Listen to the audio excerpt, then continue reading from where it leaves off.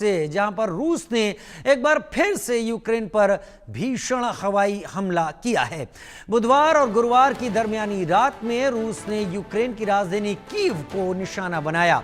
सैकड़ों ड्रोन और मिसाइलों से कीव पर हमला किया गया है। इस हमले में 11 की मौत हो गई है, जबकि 135 लोग जख्मी बताए जा रहे हैं। यह हमला तब हुआ जब अमेरिकी राष्ट्रपति डोनाल्ड ट्रंप की रूस को यूक्रेन में युद्ध न रोकने पर टैरिफ लगाने की धमकी दी गई।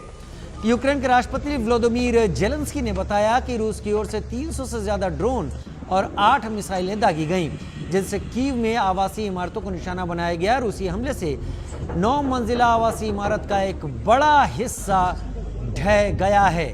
वहां पर फायर ब्रिगेड के कर्मचारी पहुंचे हैं, इस मलबे को हटा रहे हैं, जिससे इस मलबे में दबे हुए किसी भी शख्स का पता लगाया जा सके।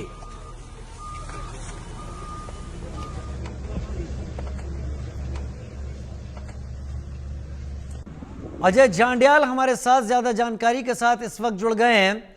अजय, एक बार फिर रूस का यूक्रेन पर हमला, ये कोई नई बात नहीं है, लेकिन इस बार का ये हमला इस बात को ध्यान में रखते हुए ज्यादा गंभीर है कि अमेरिका के राष्ट्रपति डोनाल्ड ट्रंप ने कहा था कि रूस अब इस झगड़े को खत्म करके जल्द से जल्द समझौता करे।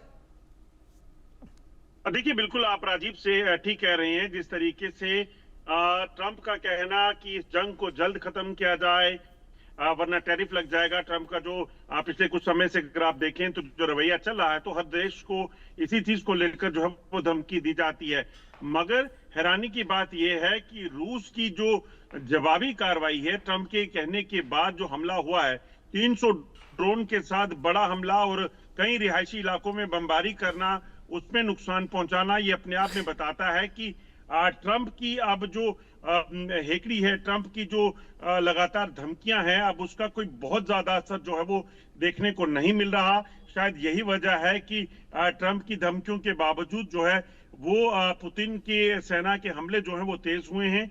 और इस सेना के हमले में, ताजा हमले में ड्रोन के जरिए तमाम इलाकों को निशाना बनाया गया है। ऊंची ऊंची इमारतें हैं, रिहायशी इलाके हैं, उसमें नुकसान करके भारी नुकसान पहुंचाने का प्रयास जो है वो रूस ने किया है। बहुत शुक्रिया मेरे साथ जुड़ने के लिए अजय, आपका।